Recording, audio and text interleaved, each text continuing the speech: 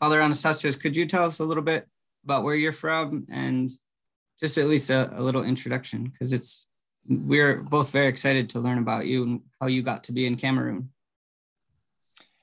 Thank you very much for having me for this very spontaneous initiative. I was very happy to make contact with you, and I'm very happy to share whatever we will be discussing tonight. I'm originally from Switzerland, which is a little strange for the Orthodox world. I've got many questions about why a Swiss becomes a monk, an Orthodox monk. In the past, many people asked me this question, but it's not so strange in the sense that I was studying at the university, and I met some friends there. We were studying together, and we started to go to a biblical reading group, which was mostly Protestant and evangelical, but there were also Catholics. I was Catholic at that moment, and we became close friends. And two of these friends, they were already on the path towards Orthodoxy. So I witnessed their conversion to Orthodoxy, and I was very much intrigued. And after a few years, they invited me to visit the monastery where they had been received into the church in Greece, and I was very happy to join their trip to Greece, and that was my first real contact with the church. When I came back after a few weeks in Greece at the monastery, I was very much impressed by the love and the care that the sisters of the monastery gave us during the time we were there. We worked for the monastery for a few weeks because the sisters needed very hard workers, and we were 3 boys, so we helped them. And I was very much touched by their care, by their smile, by their devotion to what they were doing in their life. And I must say I had never seen that in clergy, in other religious people before. So I came back, and I started to be fascinated by this, and started to read more, started to ask my friends more about this church. And then already in Greece, I met the spiritual father of the monastery. And then I returned to Greece after 2 years, if I remember correctly, with one of my friends who at that time had become monk. And we met again his spiritual father. And it was very important for me. It helped me a lot in some practical things of my life, but also spiritually. And then after 4 years of continuing the communication with the monastery and with my friend who had become a monk, eventually, after many crises and many questions, I decided to be baptized. I asked to be baptized. And so that's how I entered the church. And then it took a few more years until I rediscovered what I believe was an early vocation for monastic life, which I had felt very strongly at an early age, but because of the path of life and the formal education that the society asks you to follow, with school and so on, I had lost contact with this early vocation, and some tools that the church gave me for inner sight made me discover this again. Of course, the spiritual father helped a lot, and that's why I finally, at the end of my studies, decided to give myself up to the monastic life. But Father, I'm sorry, Yes. what did you study? I studied literature. I studied Italian and American and British literature. Nice. Yes. And to what monastery did you go? Where did you become a monk? I was first connected to the monastery of St. George in Kariskaki in Greece, and I became a monk in Norway in the monastery of St. Suniva. Yes. And then I was sent to southern Italy to help a monk, an old monk there who was alone. And then I was sent by my spiritual father here in Cameroon to accompany a dear friend of mine that I had met at university, who is Cameroonian. He was going to get married here in Cameroon, so I came with him. And of course, it was for me an occasion to discover and learn about the mission. And here I met our Metropolitan, Archbishop Gregorios, and we were very, very well and very easily in touch with one another, and we loved each other. And with the blessing of our... Sorry? When did you come to Africa? When was that? The first time was February 2019. Yes, so it's not a long time ago, but almost 3 years. Yes. Yes. Okay, Father Anastasios, Yes. you said you went to southern Italy. Where was that? In Calabria. Who was the father that was there? Father Nilo is his name. Okay. Yeah. I think I went somewhere else. I went in 2005. I was in Calabria, but it was, I think his name was Cosmas, Father Cosmas. Maybe he had been there. Yes. Is it the same place? He was together with Father Cosmas. Okay, yes, okay. He was. Then Father Cosmas left and he went back to Mount Adas. Right. And unfortunately, he died in 2015, I think, something like this. Okay. Yeah, so I went to Yes. that monastery just for a day, a very brief visit. Beautiful. Yeah. It's wonderful. Did at that time the church didn't have a roof yet?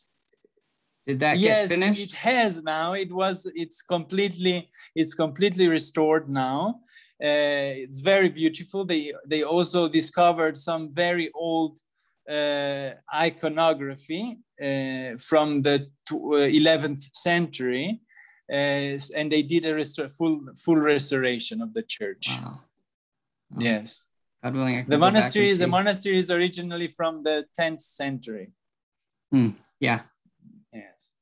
God willing, Amazing I can get back that you were there. Yes.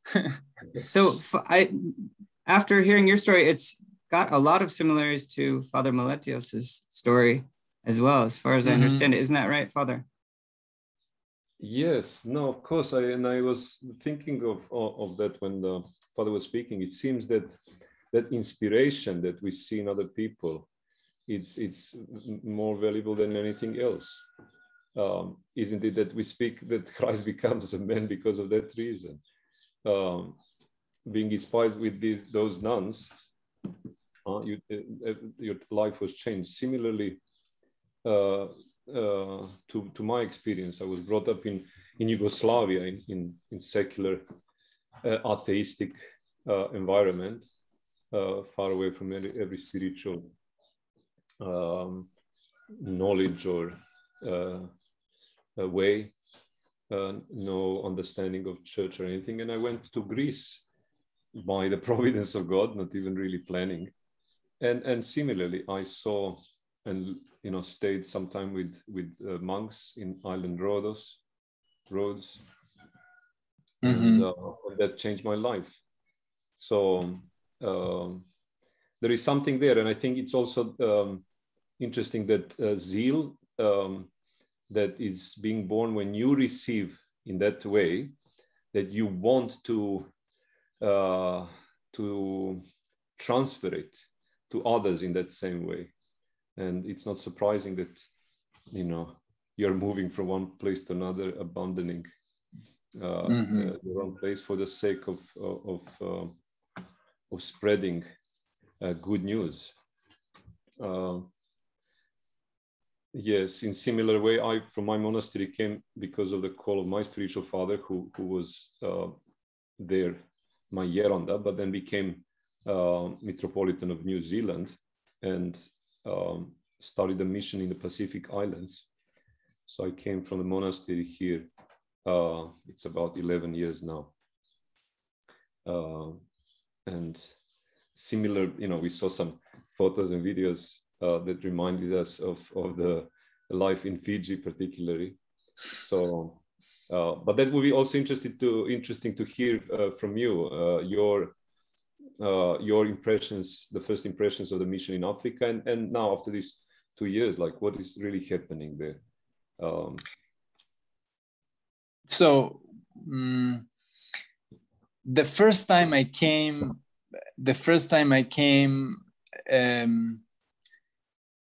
it was a great,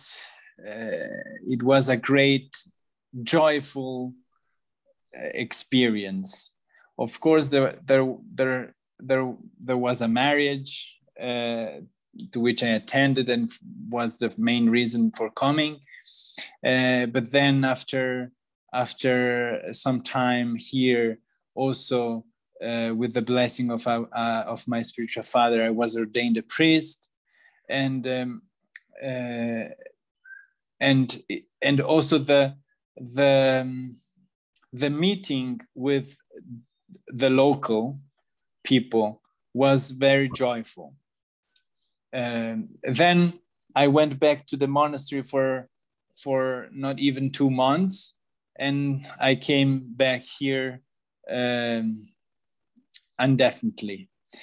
And this second coming here was a little harder because I discovered that, when you visit a place and you know that you will leave, you see things from one perspective.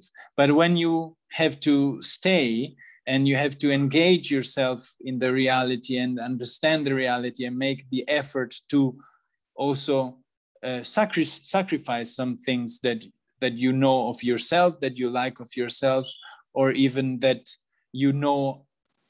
that knowledge that you have of life, of reality, you have to sacrifice them to put roots where you are placed now. And this was not easy. I traveled a lot before. I was working many years in South America with an ONG at the time when I was studying at university.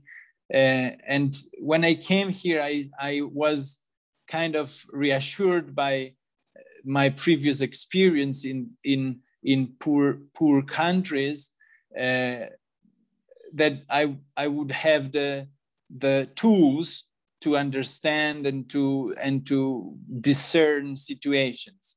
But I had to discover that Africa is completely another planet, and the culture that we meet here, it's so different from the one where we come from, or that we can meet somewhere else in the world.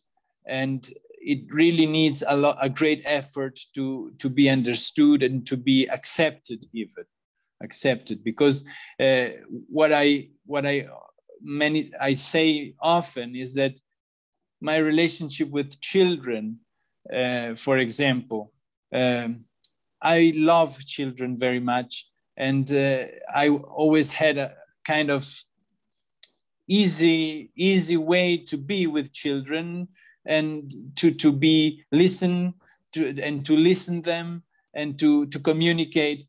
But when I came here, after a few weeks, I had a strange experience, because the children started to look at me like despising me, and judging me, and laughing at me. And I didn't understand why it was like that. And one day I asked our metropolitan, what's wrong between me and the children? And he said, of course, you are too kind. And I said, how I'm too kind? I'm normal. And then he said, no, here you must be very strict. First, you must be very strict. Otherwise, they will not respect and not listen to you. If you are strict, then they will understand the frame you are putting on the relationship, and they will follow this frame.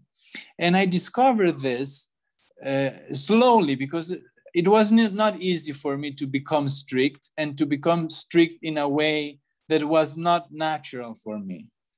But when I understood how I had to be, it went much better. And today I think I can have a nice relationship with children.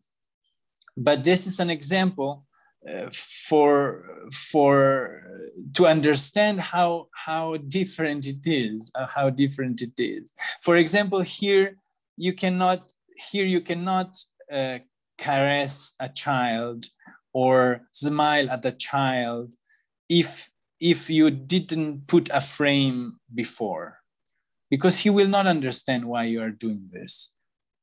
And he will, and people in general would take a smile as a sign of weakness. Mm. So you need really to put a frame in your relationship to people, and then you can even propose tenderness, but not at first. But isn't it interesting how, from the perspective of the monastic life, how that apostolic ministry, this ΙΕΡΑΠΟΣΤΟΛΗ, matches that spirit of monasticism, how that entering into a completely different culture helps you to live yourself even more than if you remained in the place where it's familiar to you, as you said, where you're acting as you learn to act. There is that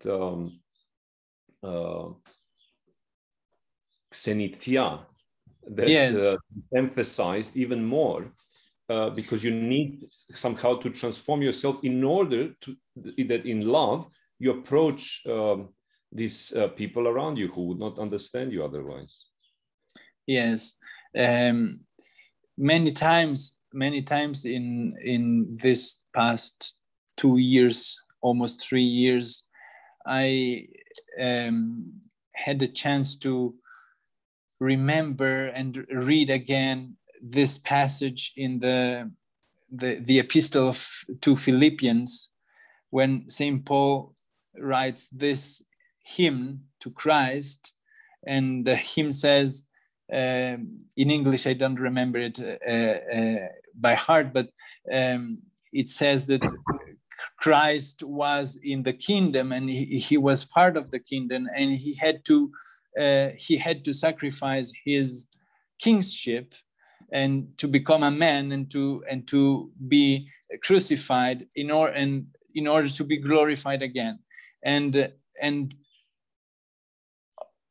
as a monk, I think that our life, our monastic way is exactly that, to take away everything that we are and become what God has planned for us to be.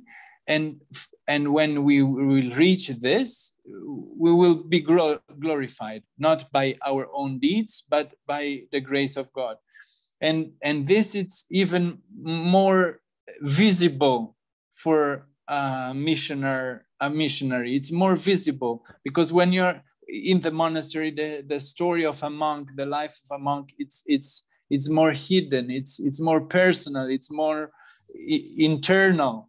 But here in the mission, the sacrifices that you have to make are more visible, I would say. They can even be physical, because you get sick, because you get malaria, because you get many diseases that you are not used to, and every time you have to accept to be here and to want to continue to be here. And of course, this corresponds to the temptation of the monk, that he sometimes wants to leave the monastery because the brothers are too heavy to handle with. But here I don't have a brother physically around me, but a monastic brother. Of course, I have many brothers, but I'm not a brother with whom I share monastic life. But the monastic way is present every day. Where do you stay there? How everything looks like? I have a house which belongs to the Hellenic community. Here there was a very strong Hellenic community until about 20 years ago. Now the Greek people are less, and they have a big land here in the capital, where the cathedral was built in the 50s, and the residence of the bishop is here also. And next to the residence of the bishop, there's a house for the priest, and I'm living here in this house. Mm. And the Metropolitan is near? Yes, it's 5 meters away from my door. All right, so it's, yeah. Yes. And you're the rector of the cathedral. You serve there when the bishop is traveling and away? Yes. I'm responsible for the parish of the cathedral, yes. Okay. Yes, and also I help the Metropolitan in whatever he needs. I represent him in other parishes if he cannot go for feasts and for meetings, and yeah. How many churches? How many priests? We have now 32 priests and deacons together. There are 32. Normally, the metropolis is responsible for Cameroon, Chad, Central African Republic, and also Guinea, Equatorial Guinea. But in Central Africa, there's civil war right now. It's not possible to go, and also Chad. It's a very difficult situation. We have one priest and one church in Chad, and the rest of our clergy is here in Cameroon. The most of our faithful, they are in the far north Cameroon, because there's many parishes there. The territory is very different from here. Here we are in the tropical forest. There they are in the Sahel, so it's desert, almost desert. So it's very different, and also the ethnicities are very different. Did you go to? Yes, of course. Yes. And there are two kinds of parishes, if you want. There's the parishes where there's a built church, where the church is built with bricks and there's an actual building.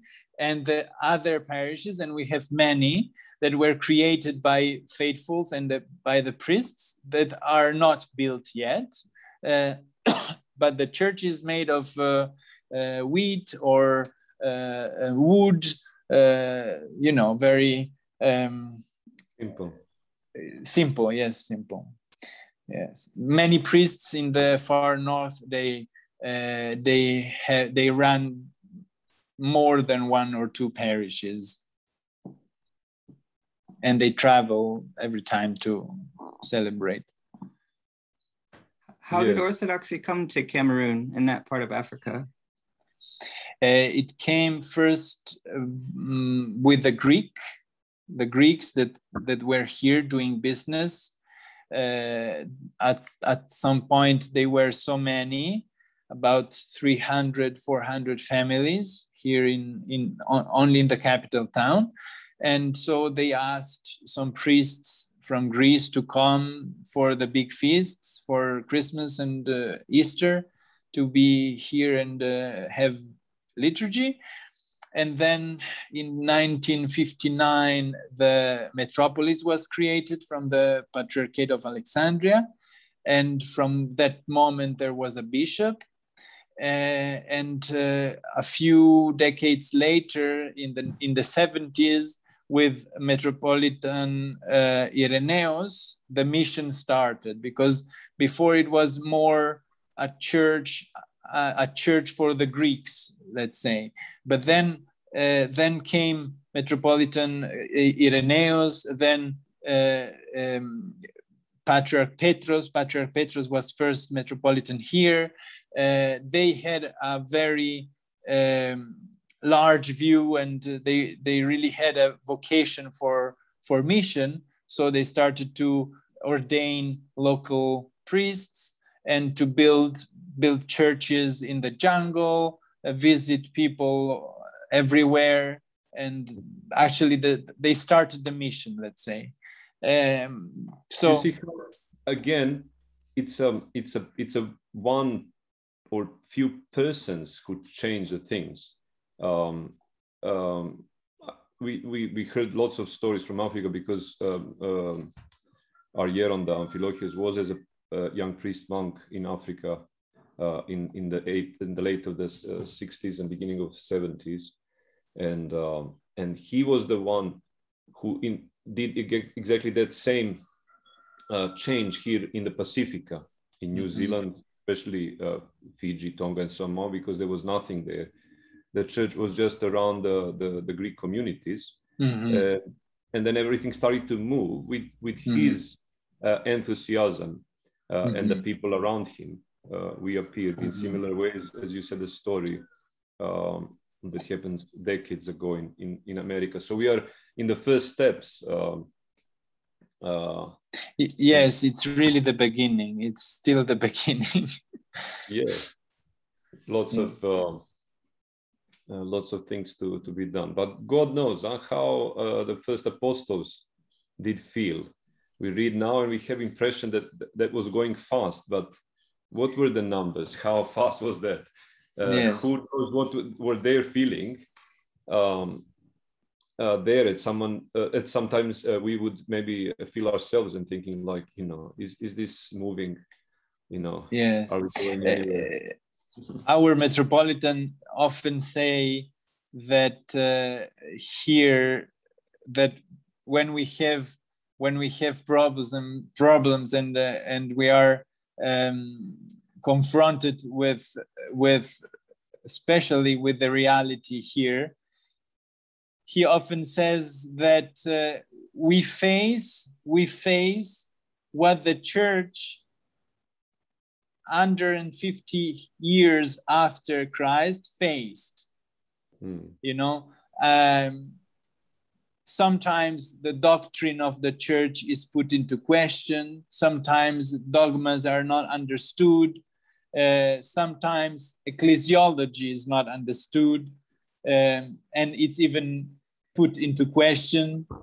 So it's really a challenge that it's a challenge for which we have to find source in the beginning, at the beginning of Christianity. Sorry, the rain started here, so you might not hear me well because it's very loud. Yeah, we do hear. Yes, I think it's good. Yes. Huh? Are the rains often in this period of time? Sorry, you have to speak louder. Are the rains often in this period of time? Yes, now it's the now it's they call it the big raining season. It started 2 weeks ago. So it's from now till end of November, more or less.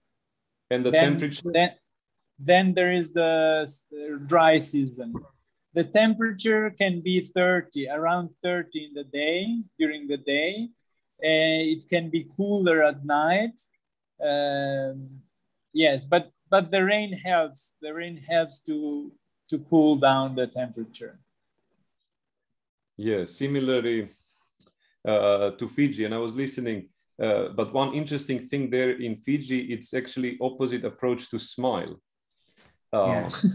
The island is the island of smile. Like yes. If you don't smile, then something is not. There is something. If you don't smile, then something is wrong. The smile is everything. Like it's quite impressive to everyone who would come. How the people are very open and very friendly, and especially that smile. It's like to every stranger. Especially the Fijian people. Fiji itself is interesting because it's a mix of population. So we have almost 50% divided to the Indian, now Indian Fijian, because they're about 100 years already there. And they brought, of course, Hinduism. Lots of them are Hindus, and Islam. And the rest are the Fijians who are there much longer. The legends are saying that they actually came from Africa, and they do resemble, especially the people from Kenya. So it's quite interesting. Interesting, yes. In Pacific, of course, this that I said about smile, of course, cannot be applied in every situation. It's something that it's general, but of course it's not all the time like this. And I also think that it's more strong here in the town. If you go outside, if you go in the jungle, if you go to the north where there's the desert, it's very different. It's very different. Life in the town, it has its own culture. In more primitive places, it's very different. There's a much easier first contact with people. But regarding the faith, like their piety, their spirituality, are they open to orthodoxy? Are they open to Christianity? Are they? How do you see them as people around you? Not only those who are in the church, but in general, are they open to speak with you because they would see you as a priest walking on the street? Would they come in the church to ask for prayers or some spiritual advice? Yes, I would say that Cameroonians, they like very much spirituality. They like the mystic world. And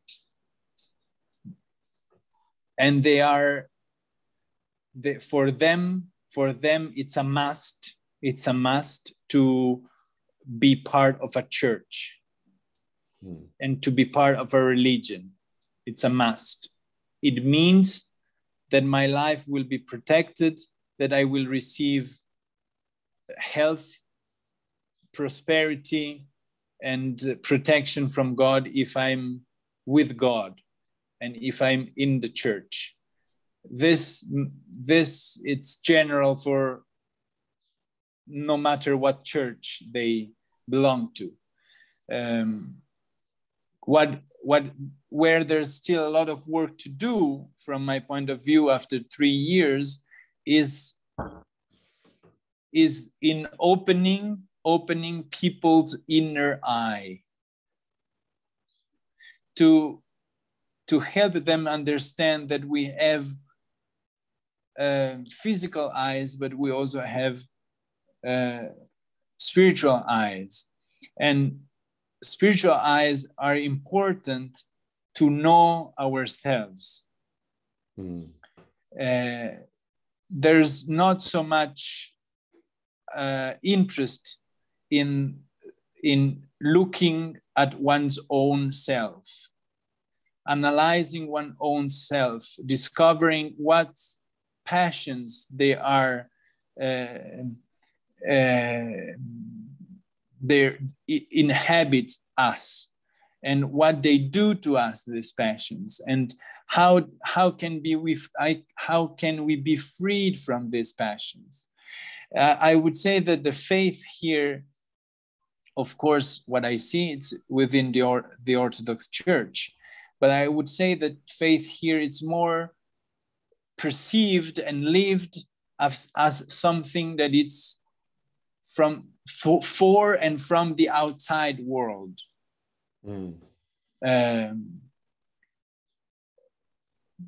But that it's useful to the life of the person for very practical reasons. Practical reasons can also be spiritual reasons, but they have a practical side. It's very rare to meet people that would approach you with a real spiritual question. It's much more common that they would come because they have a problem with the family, they have a problem with money, they have difficulties in relationships, they feel that demons or bad energies persecutes them, and they seek for protection, they seek for purification, but it's very rare to meet somebody that understands that to be purified does not only mean to receive holy water, for example, but it means also to be converted, to recognize that you made a mistake somewhere, and you have to repent, and you have to try not to do this mistake again. Or, for example, that if you come to church and you seek the grace of God, you should try to live as God asks us to live. This, I think, it's our challenge. To give this message is our challenge. The rest, it's ready. But you would agree that that challenge, especially from the perspective of monastic, is the challenge in every place, in wherever the church is, in the places where it's there for 1,000 years or for hundreds of years, or they're in places where it's just for decades. Yes. Especially that modern secularism that entered, or the spirit of that secular world that entered in the church, is a big challenge everywhere. And then I come to that, what I said in the beginning, that it's exactly that where the monastic fit into that, or monastic life fits into that ΙΕΡΑΠΟΣΤΟΛΗ, wherever he is, because it's exactly this what can offer to the rest of the church. That deeper question, deeper approach to the life and the meaning of life. I think that you are right.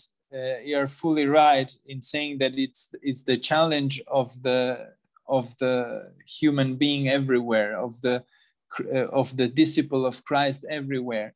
I even think that in a world where the church it's been there for centuries, maybe people, they don't have that naiveness to show themselves as they are in front of God, because they learn from small children that you must be pious in this way, and you must repent in this way.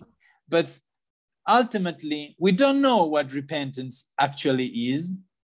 everybody has to discover it himself. So I think that here they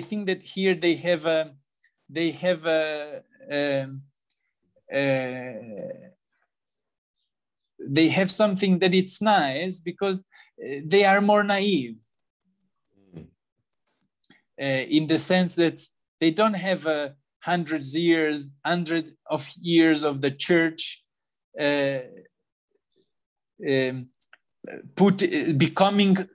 becoming culture, becoming part of the culture, and having installed values in the culture for that we can assume, even if we don't participate in the life of the church.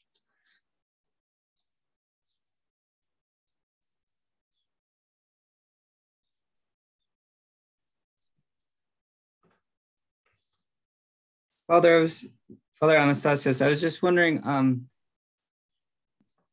even in light of what you were just saying, two things. One is, what have you found to be effective in sort of helping people see things with their spiritual eyes? And I guess I'll start with that. I know maybe it's an individual thing, maybe it's a pastoring person by person, but as you're trying to catechize people and teach them to live that way, what has been helpful?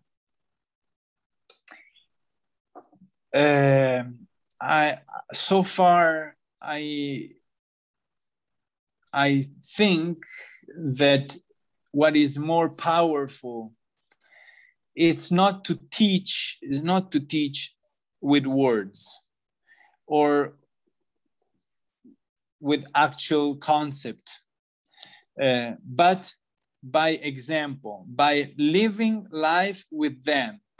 And when something happens, when there's an event and there's some opportunities to say something, or even to ask questions in a way that will make the person stop and think about what happened and why this happened. I think it's much more powerful than anything else, because we must also consider that I'm a white here,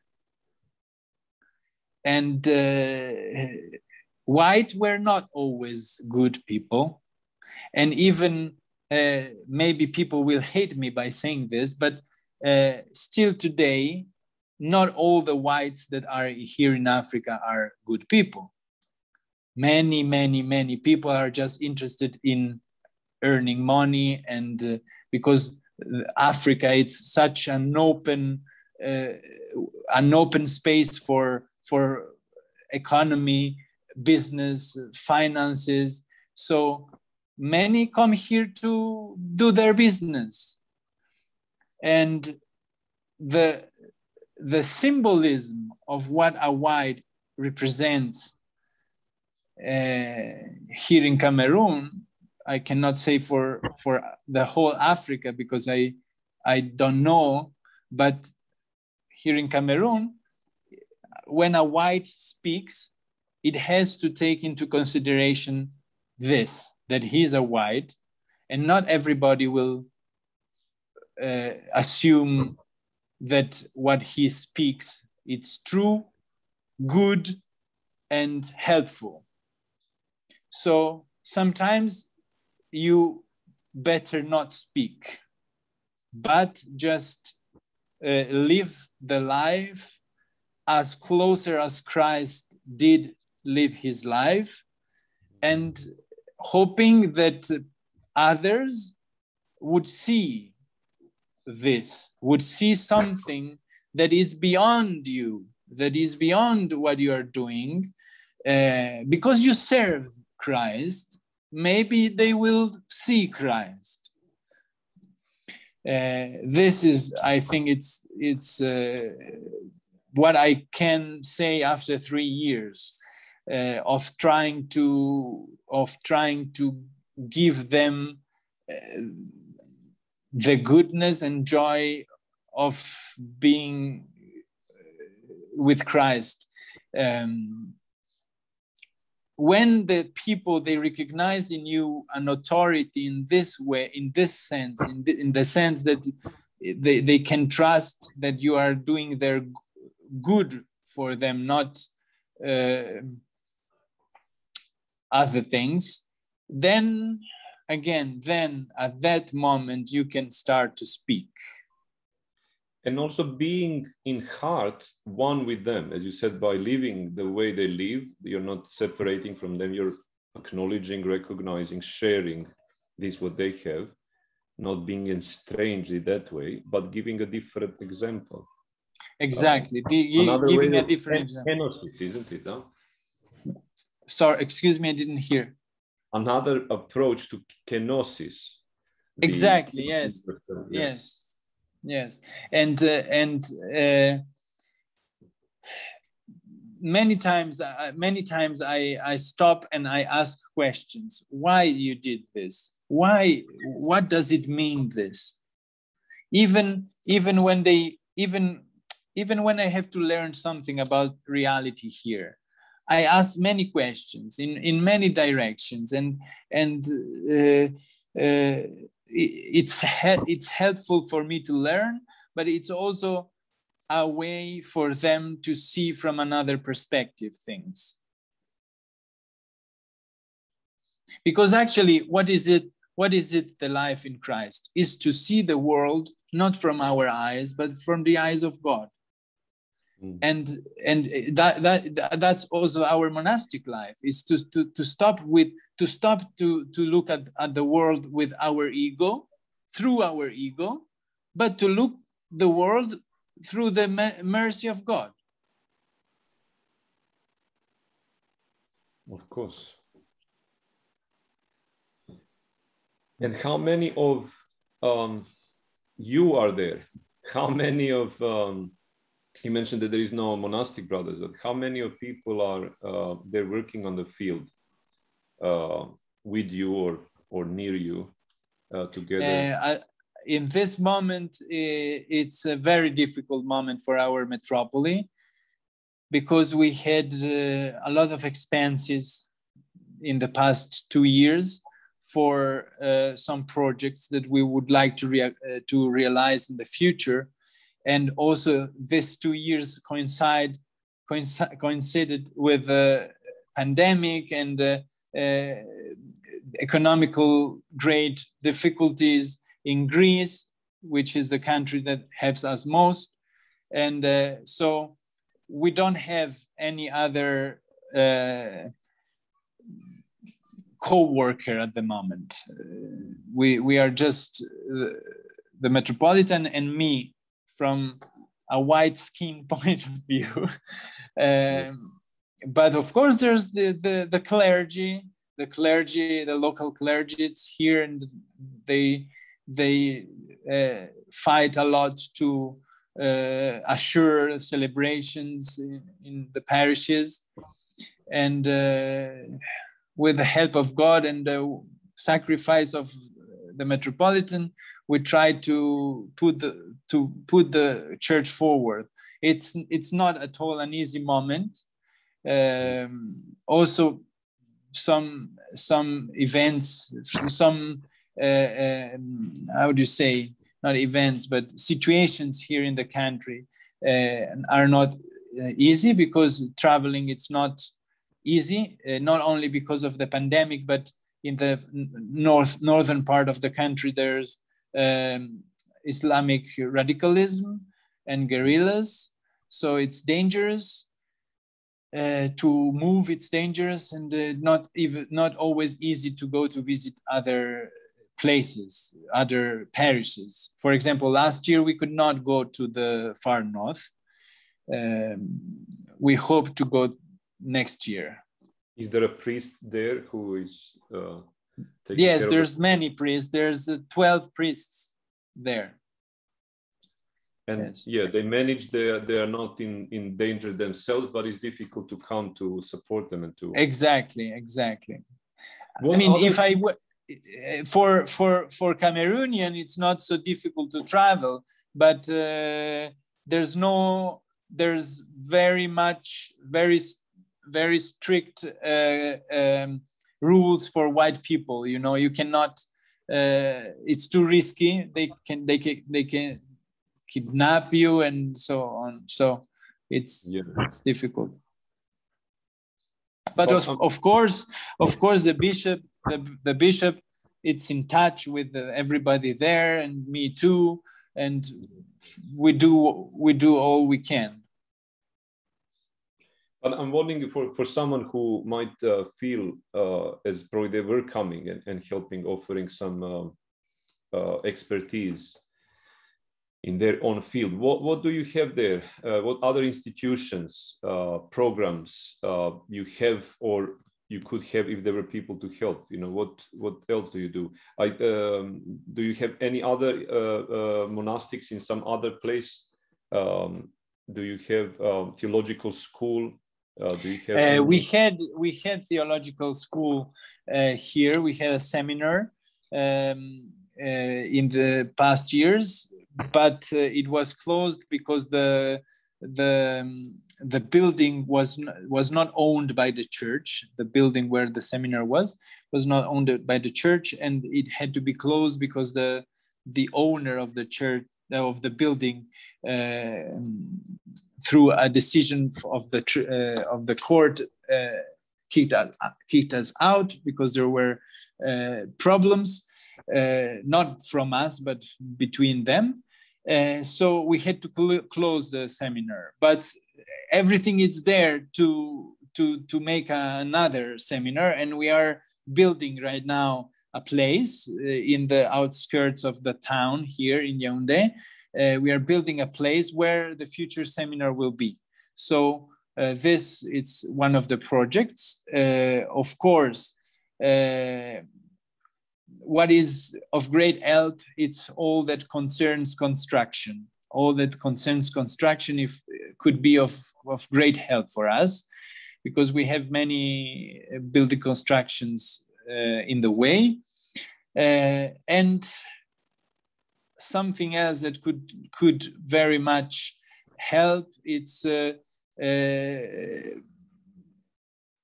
help in schooling,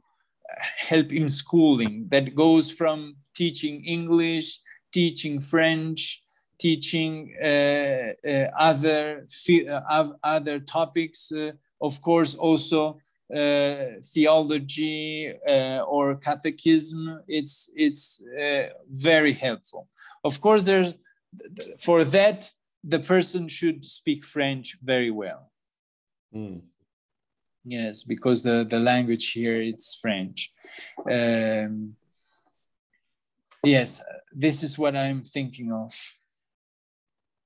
Yes, similar, but in much larger scale than where we are. We have certain numbers of projects that need to be built or finished or started. There are big concerns for the school at the moment. We have an orphanage, a children's home that we take care of. The two local nuns are at the moment fully engaged with the home.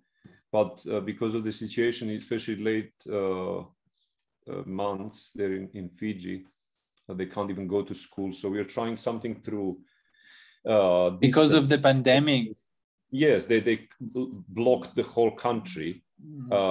So yeah, for months they're at home, they're not coming out. So we were trying something through internet, and I'm wondering, is that something that also can help you if there is someone there that is willing to help, but it's difficult to come, but from distant could do something, especially regarding schooling or catechism? Are you? Yes, it can be done. It can be done. It can be done. Actually, what is this last month that were vacation here, the long-term vacation, I had not planned it at all, but I started to have kind of summer camp because I decided I gathered some young people and children, and I said, let's do the liturgy every day. You come every day to serve the liturgy, to sing the liturgy, and after the liturgy, I will give you a breakfast, and after the breakfast, we can read the Bible, maybe one chapter of the gospel every day, and then we speak a little bit, and we learn a little bit about the catechesis, and then we play football, table games, whatever. And it worked very well. I didn't have a lot of people, but it worked very well. And the results I'm very happy with the results. So what I'm thinking of is that it could be also something that it's motivating for volunteers to come next year, for example, and have a summer camp, a proper summer camp, maybe not of 2 months, but 2 weeks, 3 weeks, something like this. Of course, with more people, with more children, where we could have a spiritual part, but also play games, and also, why not some teaching of another language, something like this. It's an idea, it's not concrete yet, but I think it could be good. But Father, tell me, one of the reasons that we have this talk today, beside that, yes, we enjoy sharing and sorry, I speak a lot. I didn't give you opportunity. We wanted you to speak, but I'm wondering how people or someone else who will listen to this could contact you and find a way to learn more about the mission there, about what their role could be if they find in their heart that calling. Yes. I believe that there are people who will. Yes. So what is the best way to find you, to contact you, Metropolitan, or get in touch with the church in Cameroon? So we have a website now. There's my email address. I don't know. What is the website? The website is, let's say, Metropolis of Cameroon, metropolisofcameroon.com. Yes. And there is a contact as well on the website. I think so. Now that you are asking me, I'm not 100% sure, but But you also have an Instagram that. Yes, I have an Instagram too. It's through Instagram that I found you. Yes. It's amazing how, and I often think about this. You know, you were speaking about difficulties and challenges, and when I read Apostle Paul, especially his painful experiences, drowning and beating, and I'm thinking, you know, how he would probably have had some moments of thinking, you know, like, you know, how is this, you know, where I'm going, and we see this in his words when he asked Christ to take the thorn from his body, but also how these words of Christ, which also sounds paradoxical, who responds to him, "My grace is sufficient," actually works in him. So we heard you, you know, saying, and you're worried about certain things, and there's a lack of people at the moment, and you said even financially it's quite unstable, but there is something there that gives you all, and we can see in you and in your words that there is that not just hope, but that faith, which is the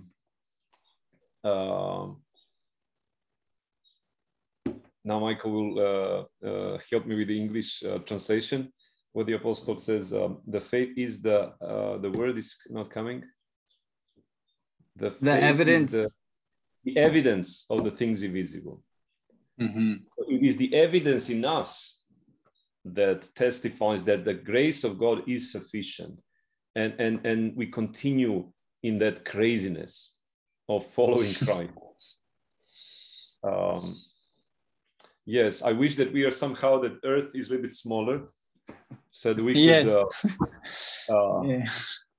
come to you and spend some time together. You can come to us. Why should it be possible? Yes, everything is possible.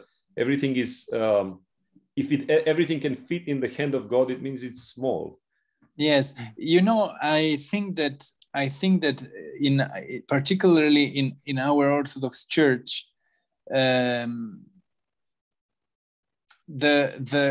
discourse on the mission, it's marginal. It's not something that it's central, and even people, they often don't have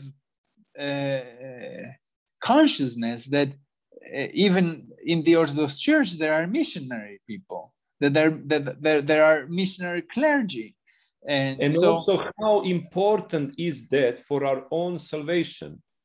Not that everybody will need to travel to go to distant places, but to understand that my salvation is connected with the salvation of my neighbor. Yes. And that cannot be disconnected. It cannot be automatical. It needs to be that effort. It needs to be that path of the apostles. That's why the monastic life resembles so much to that, because it's the same spirit, and that's why we find it so similar. Even living, in some kind of conditions, they would say world, but not in the desert. So these words are very important for the whole church. Yes, and the experience of those that give their heart and their body and their mind in the mission in faraway places where there's very little comfort for the soul and for the body, the lives of these people, it's important to be heard and to be put out in the life of the church, I think, and that's why it's very good to have talks like this, to have places where people can find testimony of the work that the church gives to the world far away. And Yes. I think that it can also be a source of hope for those remaining at home, sometimes in discomfort and in sadness because of a spiritually dry life, to see that Christ reaches people very far away can be of great hope. Or partaking in that effort from distance. This monastery that we live was built by the effort and the love of the people from Greece. Simple people in the church who would feel love for the archangels and would love to see the monastery, as you said, in the place where there is no even a proper Orthodox church, and they would engage. And I'm sure absolutely that the grace of God came to them abundantly just to that effort, even though that they couldn't visit or they would not even know where it is. The similar is in all the buildings, the lands that we purchased in the islands, the monastery of the Theotokos there, as well, and many other places. There is some help, especially recently, coming from Australia and the faithful and the church there. But in the beginning, especially when the Metropolitan Amphilochios was here, as it is still for Africa, the most of the help and the people are coming from Greece. I think, Father, we will need to, we should meet again. And yes, whenever you say, with your blessing. Yes, I think that would be really good. Michael got engaged with a mission exactly through similar talk that happened somewhere there in America. And sometime after, because it was recorded, he heard and it talked to his heart. You didn't hear his interesting story, but we could speak again and discuss even that. And for that reason, we did decide that this is good. Let's just speak about it. Let's find good people to meet, to discuss, to remain in prayer together, and of course, Father, and inspire other good souls that would hear the words and would respond. Amen. Ήταν πολύ μεγάλη χαρά. Great joy. Επίσης, για μένα. Επίσης. Thank you both, fathers. Thank you.